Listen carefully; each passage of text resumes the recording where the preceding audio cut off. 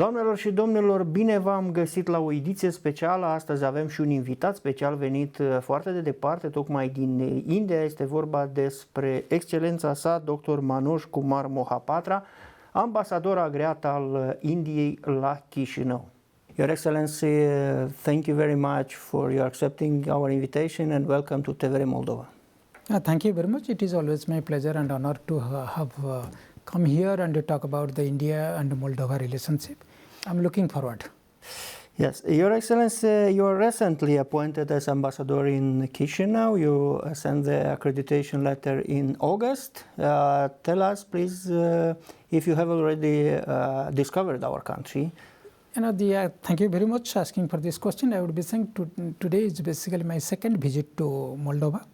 And last time when I had come here, I think I had presented the unsigned copy of my credentials to the esteemed foreign ministry, and I am yet to present my credentials because I think the Moldova was going through the election process. So that's why once the new government is done, I think we would be very much happy to present the credentials and discuss about the collaboration and cooperation between India and Moldova. So today we registered this interview on the day when they start working our new parliament. What the impression is and what is the expectation of India with new legislative of Moldova? Yes, India is fourth largest economy in the world, and if one would be looking at is that in the last 10 years, I think we have surpassed 5 to 6 major economies of the world. Namely, I would be saying, the Russia, UK, France, Japan, then the Canada. These are the countries. Italy, we have already surpassed, and India is a rising power. India's economy is growing in the range of 6.5 to 7.5%. In fact, in the last 3 months, we have grown at 7.8%. As we are growing, and we see this one that the relationship between the Moldova and India would also be growing. Having said this one, that we see that Moldova, Romania, these are the gateway countries for us to the European Union. So therefore, a lot of Indian companies have their presence in this region, but I would be talking about the Romania. We have, I think, more than 500 plus Indian companies have registered in Romania. We have given more than 14,000 jobs to the Romanians. Similarly, we see a lot of interest here in also Moldova to engage India, and I see major companies of India, they are looking forward to have their investment in Moldova. Therefore, we see that as the new government is being formed and I am presenting my credentials, in the next 2 to 3 years, we would be very much happy to take the relationship to the next level. Which areas of our economy it's more interest for Indians companies and for Indians investments funds? If I would be telling, rephrase the question and to answer it, this one. As I have been here very recently, we have identified 5 to 6 areas to work together, and I have coined a term. That term is speed. We believe in the speed. They move forward very quickly. That's why we have coined a term that is called speed. So what is speed? S is for supply chain management, P is for pharmaceutical, E is for energy, another E is for education, the D is for digital, and this second D is for defense. So let me go take one minute for each. Supply chain management. The pandemic has shown the importance of the nearshoring. As you are very close to the Europe and you are going to become the member of the Europe very soon, European Union very soon, Indian companies would like to manufacture the products for the European market. That is why they are looking at the Moldova for their investment. And I understand that Moldova also gives subsidy for the companies. There are like pharmaceutical and other companies, a huge amount of subsidy that is given. So that's why I think for the supply chain management, companies are looking forward to their investment here in Moldova. P is pharmaceutical.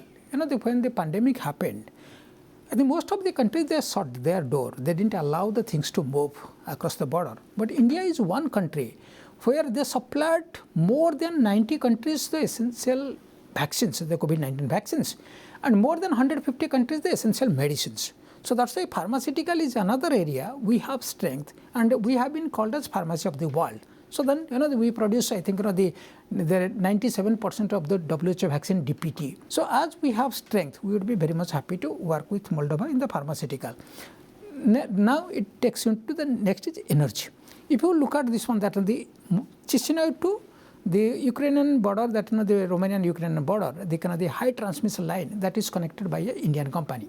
So KEC, it would be inaugurated in November. So here I would be saying, as India has expertise, not only the high transmission line but also the renewable energy, we produce more than 40 units of the solar energy in $1. So that shows our strength. And the largest solar power plant is being constructed in India, which is more than triple the size of Paris, 750 square kilometer area in one, and where we are going to get 30 gigawatt of solar power. That is our strength. We would be very much happy to focus on the energy. Another is education. As we speak, 16 to 1700 Indian students are currently pursuing in one of your medicine university. So that's why education is another area. We would be very much happy our students to come here and get the expertise. And when they are here, your degree is accepted throughout the Europe. So that is another area we would be very much happy to work. Then D is digital. Another thing, IT is one area. Then we are very much happy to work. And as I mentioned here, our digital companies who have presence there, whether it is Wipro, whether it is HCL, whether it is TCS, in Romania, in Bucharest, in different parts. I think I am getting the TCS next month to Chisinau to have, because they are opening their branch offices in Bucharest, and I have requested them to come to Chisinau to see this one, that what we can do in Chisinau also. Then last but not least is defense. As Moldova is going to be increasing its expenditure, particularly in the defense areas, and we have capacities particularly for the affordability, innovative, reliability, and cost effective. And we would be very much happy to work with Moldova in the defense sector. So these are the 6 areas we have identified to work, and we would be very much happy to take the relationship to the next level. How we said in the beginning of our interview, we said that you are on the beginning of your mandates, and from this the beginning, how do you assess the bilateral relationships between Chisinau and Delhi? See, I understand that in the recent months we have several visits, bilateral visits, and in fact from the Chisinau or from Moldova to India. I understand that the leadership has understood the potential of our bilateral relationship. That is why I think we both sides are focusing on, and we have some plans for the visits, and we would be very much happy to have the bilateral visits organized so that we would be taking the relationship to the next level. And as I said this one, that it is beginning of my tenure, and I am quite fortunate that recently the elections have happened, and within 7 days we would be having a new government. So I think mine and the government may be co-terminus. I think that would be helpful for me to take the relationship to the next level, because the government and me, we would be in a position to work together and identify the key areas, the areas that I have identified. With the discussion with the authorities here in Chisinau, we would be working together on these 6 areas and to take the relationship to the next level. Mr. Ambassador, recently the Republic of Moldova, previously Republic of Moldova announced the possibility to export the apples to India. This is very sensitive topics here in the Republic of Moldova. If you look on the embargoes, a lot of embargoes from the Russian Federation.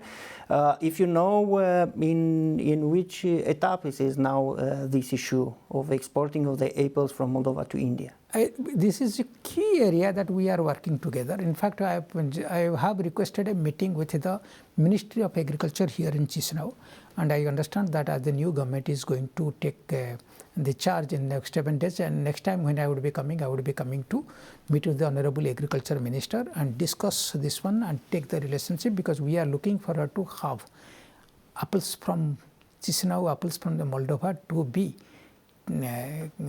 consumed in India, so that we are looking forward. So do you have some estimation how many apples we can export in India? I know that India is a great country, it's a big country, and I think the market it's very big. See, I would be honest with you that India is a 1.4 billion population, plus the middle income group is increasing. That itself shows this one, that the quantity of products that we would like to get it from the countries like Moldova. I think I would be saying that it is a market discussions, and I am very much sure that Moldova would be finding it convenient to get the access of 1.45 billion population, and where the middle income group is looking at the products, particularly the fruits and vegetables, and which are exotic, and we are looking forward to have Moldovan apples in India.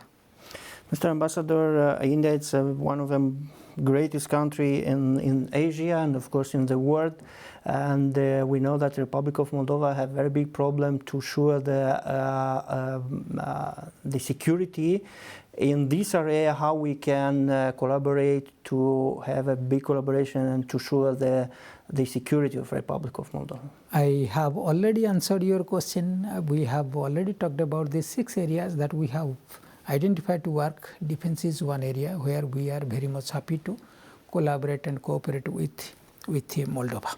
So therefore, I would be saying this one, that whether it is the security, there are different connotations of the security, whether it is the computer related, whether it is cyber security, whether it is physical security, whether it is the security related to the personnel. Wherever we have capacity, we would be very much happy to work with Moldova, and therefore under the UNDP developmental assistance projects, we have been working with Moldova to see wherever we have the capacity, we would be very much happy to work with Moldova. And in this regard, I think I would be saying, once the new government is formed, we would be very much happy to work and identify the key areas, particularly in the security areas, what they would like, the authorities here in Moldova would like us to partner with. We would be very much happy to work. And in this regard, I would be saying the contribution of the Indian companies like KEC, as they are connecting the Chisinau with the Romanian and Ukrainian border for the high transmission line, that shows that India can be a reliable partner, and we are looking forward to have concrete discussions with the authorities, and we would be working together to take the relationship to the next level. Mr. Ambassador, the Republic of Moldova is a candidate for the European Union accession. How does the government in Delhi view the Moldova part towards joining the European Union? We are supportive of Moldova joining the European Union, and we see this one that it would bring us, Indian companies, and the benefits in the sense that we are developing certain infrastructures here in Moldova, which would be connecting the Romania and the Ukrainian border. That is number one. Number two, we see this one that it would be giving the business opportunities. As Indian companies are looking for investment in Moldova, it would be helpful for them to have a stable situation for the investment, and that is why we are supportive of Moldova to become the European Union, and the sooner the better. Mr. Ambassador, unfortunately we cannot exact that the war that has happened here on the border of Romania and the border of Moldova. From your point of view, how did this war affected the affairs, the economical relationships, the political relationships in our region? That's where I live. I think let me take in 2 parts. One is basically I think the political, and I would be saying coming back to the economical. You see, India is on the side of the peace. I think my Honorable Prime Minister had visited Moscow, my Honorable Prime Minister had visited Kyiv, where we have highlighted the peace. We are always on the side of the peace, and we have spoken to both the countries, and we have highlighted the need for peace, need for dialogue, need for diplomacy. And therefore, we would be saying India sees the peaceful negotiation through discussions would be the solutions, and we had gone to Moscow and we have told this is not the time for war. So here I would be saying that as India is on the side of the peace, we would be very much happy to work and together with the countries to have the development. And in this regard, India has been supportive of the providing food grain, providing the essential medicines to Ukraine also. So we would be very much happy to work with the countries when it comes to economic sense, and we are seeing that through the economic development, some of the issues would be getting resolved. But how this war did affect the relationships of, or the interests of India in this Black Sea area? When war happens, it affects not only the region but also it affects the whole world. Somewhere India was affected. Somewhere we have seen that in we like particularly for the war, it has the market crash, the economic crash that happened. I think we would be very much happy to share this one, that it is not good for the whole world. Here I would be saying peaceful coexistence, particularly, that is better for the globalization, and we would like the early resolution of the issues which would be bringing normalcy, and that would be helpful for the countries to recover economically. So, Mr. Ambassador, in the same time, there are voices that claiming that India indirectly helped to Russia to fight in Ukraine because India have a very good economical relationships with Russia. How your government or the government of Delhi respond to such claims?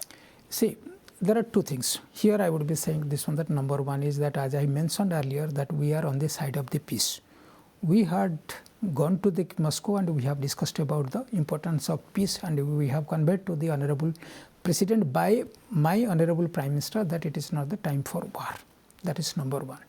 Number two, as I mentioned earlier, that in case of any war, the economy gets affected, and when it comes to the India buying the oil, we would be very much happy to say, look at how much oil we are buying, how much other countries are buying, including the European countries, including Turkey, including China. You need to see from that angle. India is a rising country. Economically, it is rising. 1.42 billion population. We need to take care of our own requirements. And therefore, when it comes to buying the oil, at that time 11% of the oil is supplied by Russia. So, if countries like India would not be buying, where would India buy? India buys more than $120–130 billion worth of oil every year. Where would we buy? And therefore, here I would be saying, you need to see that which are the countries they are buying. The European Union, you see how much you are buying. America, they are buying also fertilizers. They are also buying uraniums. So it is not that only India is buying and that is contributing to the war in Ukraine. And if the other countries are buying oil, fertilizers and uranium and the rare earth minerals, that are not contributing to the war. So I think here I would be saying, as we have been talking about this issue, that India is on side of the peace, we would be very much happy to continue to speak to both the sides to highlight the need for peace, need for diplomacy to be given the chance to bring the peace as soon as possible. I want to ask you, from your point of view, how soon do you think this war could end? Because this is a most important question here in Moldova and also in Romania. I would always be optimistic. What I would be saying, that India is a country who talks about the peace, and the sooner the better. For us, the war should come to an end, people should not die. India believes in one philosophy that is called Vasudhaiva Kutumbakam. What does it mean? It means the whole world is a single family. As our philosophy is that we believe in one family, and how would we like that war to happen and people from the same family would be dying? So that's why we believe in the philosophy that the whole world is a single family, and it is our hope that war would come to end soon. After the pandemic time, the humanity was in our world. We saw some wars. It's in Gaza, and the other one it's here in Europe, in Ukraine. From your point of view, we need the other security architecture after the finish of these confrontations? I would be saying, paraphrasing a little bit, and I can answer that question. Question is that India has more than 1/6 of the whole world's population. But we are not 1/6 of the whole world's problem. Rather, we are contributing to solutions more than 1/6. For example, if you would be looking at who is the largest contributor of the international peacekeeping force? India. if you would be looking at in the pandemic, who supplied the most of the medicines? India. Who produced the vaccines?